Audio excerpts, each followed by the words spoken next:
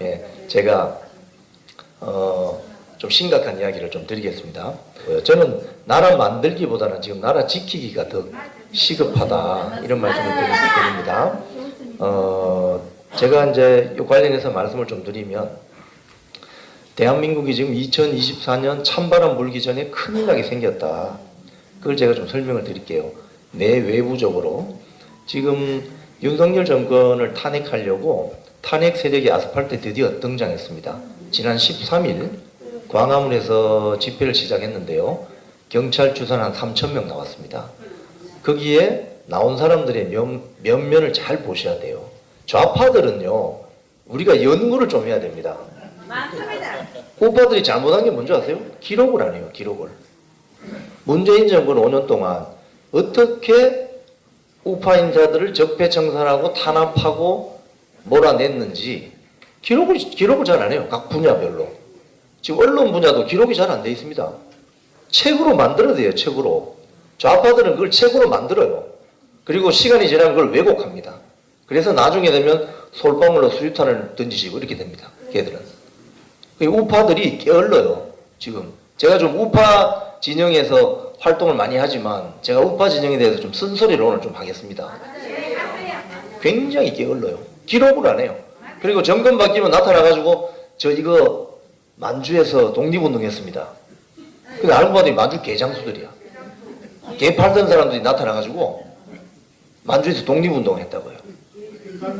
지난번 4.10 총선도 마찬가지예요. 특히 비례대표를 선정할 때 딱 하나만 물어보면 됩니다. 문재인 정권 5년 동안 너 어디서 무엇을 했냐? 그게 기준이에요, 기준. 근데 출처불명의 인사들이 다 금배지 달고 들어갔죠. 저 공천 취소시키고.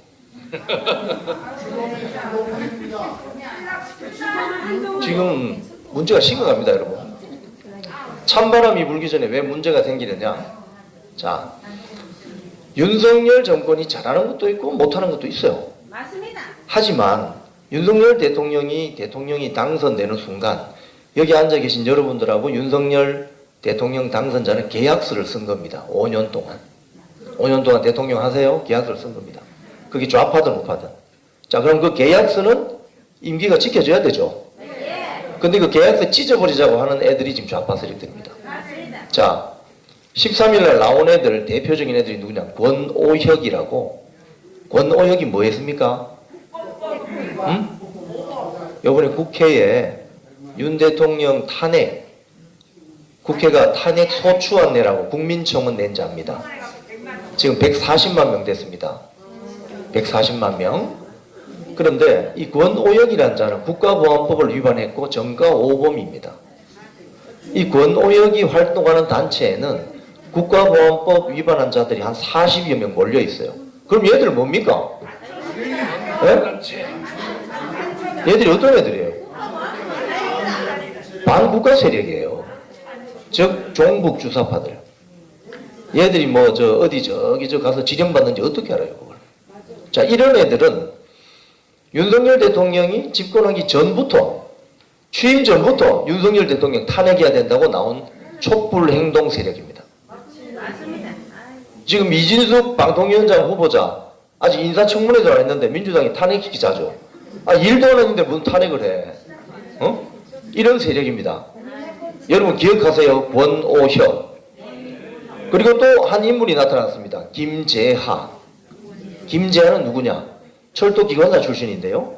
민노총 부산위원장을 했고 민중행동의 공동대표를 했습니다. 민중행동에 뭐가 들어가 있느냐? 단체가 민노총, 진보당, 전국농민회 등등등 들어가 있습니다. 근데 이 민중행동 세력이 그동안 윤석열 정권 탄핵하자는 집회에 안 나왔어요. 아까 말씀드린 촛불행동이라는 세력하고 민중행동이라는 세력은 약간의 온도 차이가 있어요. 그런데 김재하가 거부권 행동이라는 단체 타이틀을 달고 나왔어요. 이번에 13일 날. 이 말은 좌파 세력이 총력전을 해서 윤석열 정권을 절단내려고 나오는 겁니다. 이제 그 자리에 박찬대 민주당 지금 당 직무대행이 앉아 있었고 경기 동부연합 김재현 진보당 대표가 나왔습니다. 김재현이는 선거 때는 김재현이가 설치면은 선거에 별 도움이 안 되니까 선거 끝나자마자 당대표로 나온 겁니다. 김재현이는 또 누구예요? 국가보안법으로 도망다니다가 사법 처리받은 사람 아니에요. 이석기, 이정희, 통진당. 자, 윤석열 정권을 탄핵시키려고 하는 세력의 핵심은 종북 주사파들입니다. 자, 박근혜 정권이 잘못한 게 뭔지 아세요? 탄핵 집회에 광화문 세력이 오늘 3,000명, 내일 5,000명, 내일 3만 명 되는데 두 손 놓고 있었습니다.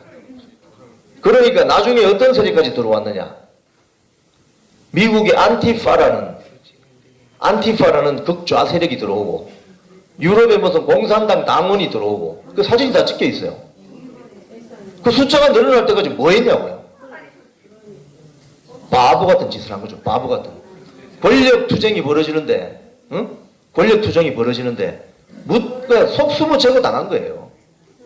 자, 찬바람이 불기 시작하면, 대한민국 광화문 용산 삼각지에서 그런 일이 벌어질 것으로 보입니다, 저는. 특히 9월달 추석 전후로. 자, 이런 가운데, 우원식 국회의장이 뭐라고 합니까? 개헌해야 된다 하죠, 개헌. 그것도 국회 전반기, 그러니까 2년 뒤에 지방선거 전에 개헌을 합시다. 개헌은 여러 가지가 있어요. 전면 개헌, 부분 개헌 등등.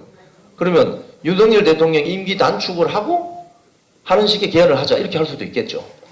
자, 이 말은 올 초에 좌파 진보 진영의 원탁 테이블의 대표 멤버인 백낙청 서울대 명예교수가 윤석열 정권을 탄핵하라.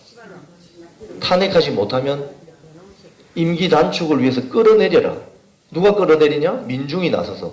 이 이야기를 유튜브에서 떠들었어요. 이미. 좌파 진영은 이미 지령이 내려갔어요. 윤석열을 끌어내리라고. 근데 우파 진영 지금 하는 거 보십시오. 너무 한가하죠? 이게 문제라는 거예요. 지금 여기 앉아 계신 분들은 제가 말씀드리면 탁탁 알아들으니까 되게 좋네요. 아주 정치 고관여층들이시니까. 자, 국내 상황은 이렇게 가는데 여기에서 가장 큰 문제가 지금 발생해 있습니다. 국민의힘 전당대회입니다. 자, 누가 당대표가 될지 몰라요, 아직까지. 그런데 전당대회가 끝나면 분당이 될 수도 있고, 예를 들자면. 가령, 이건 예를 드는 겁니다. 된다는 이야기가 아니고, 분당이 될 수도 있고, 또는 서로 간에 상처 치유가 안 되어서 108명이 똘똘 뭉쳐도 지금 이길 동말동한데 그 중에 한 10명, 20명 훅 넘어가 버리면 어찌 되는 겁니까? 윤석열 탄핵이요, 바로.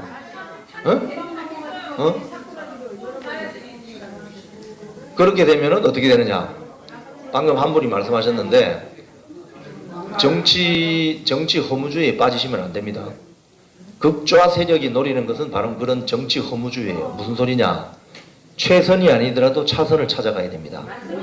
만약에 탄핵되죠. 윤석열 정권 탄핵되죠. 그러면은 그냥 그 잘했다. 그럼 다시 선거에서 이렇게 할 것 같아요? 박근혜 대통령 탄핵 때 안 봤습니까? 네? 1000명 가까이 수사하고 100명 가까이 잡아들이고 뭐 5명이 자살했죠. 그래서 그 자리를 누가 차지했습니까? 대한민국 헌정이 무너지는 거예요. 그래서 윤석열이 좋든 싫든 임기 5년 우리하고 계약서 선거는 지켜줘야 된다 이 말입니다. 네, 1분 남았습니다. 네. 자, 그 다음에 외부 상황을 좀 말씀드릴게요. 지금 우리나라가요 한반도 천동설 믿는 사람이 너무 많습니다. 한반도를 중심으로 세계가 돌아간다고 이 착각을 하는 사람들이 너무 많다고요. 무슨 소리냐? 북한과 러시아가 밀착됐습니다. 자칫 잘못하면 여기 계신 분들 돌아가시기 전에 한반도 상공에 러시아 전략 폭격기가 날아다닐 날이 올 수도 있어요. 핵무기 실험. 오면 안 되는데? 그건 우리하고 상관이 없는 이야기예요.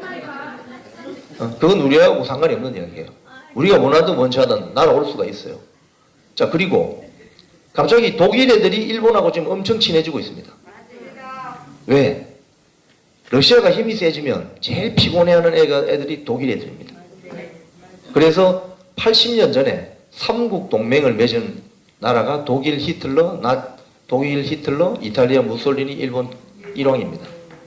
그게 지금 80년 만에 똑같은 일이 지금 반복되고 있어요, 지금. 그 말은 무슨 소리냐? 우리 대한민국의 의사와 상관없이 국제 지정 이 외교 관계가 복잡하게 돌아가고 있다는 거예요.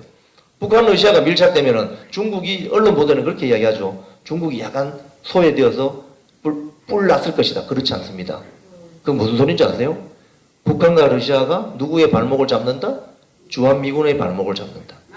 그러면 중국은 뭐 할 수 있습니까? 타이완에 공격할 수 있다. 그럼 어떻게 돼요? 주한미군이 한반도에서 빠져나가든지 아니면 월남전처럼 한국군이 파병될지도 몰라요. 그럼 어떤 위기가 생기겠습니까? 우리가 생각하지 못하는 안보 위기가 발생합니다. 이런 것들이 지금 6개월, 1년 안에 벌어질 수가 있어요, 지금. 무슨 말인지 알겠어요? 이해되시죠? 그래서 지금 그럼 우리는 뭘 해야 되냐? 지금. 너무 거창한 이야기 할 거 없습니다. 가을에 윤석열 정권 탄핵 반대 집회에 다 나오셔야 됩니다. 변호사 단체는 법적인 투쟁을 하고 현장에도 나오시고 여기 계신 분들 또 여기 계신 분들 친구들 손잡고 다 나오셔야 됩니다. 가을에. 자, 그런데 문제는 작전을 잘 짜야 되잖아요. 그럼 제일 문제는 제가 걱정되는 거는 국민의힘 108명의 국회의원들입니다. 지금도 아스팔트에 안 나오잖아. 그럼 그때 되면 나올까? 한 10명만 넘어가 버리면은 이게 문제라는 거예요. 그래서 여러분들이 사시는 지역구 국회의원, 여러분이 사시는 곳의 지역구 국회의원 감시를 잘해야 됩니다. 그래서 필요하면 전화도 하고, 오늘 뭐 조정원 의원 왔지만은 마포에 사시는 분은 조정원 의원한테 전화하고, 뭐 당선은 안 됐지만 당협위원장이 있으면 전화를 해서 감시를 잘 하셔야 돼요. 그렇지 않으면 또 넘어갑니다. 전 여기까지 말씀드립니다. 네, 고맙습니다.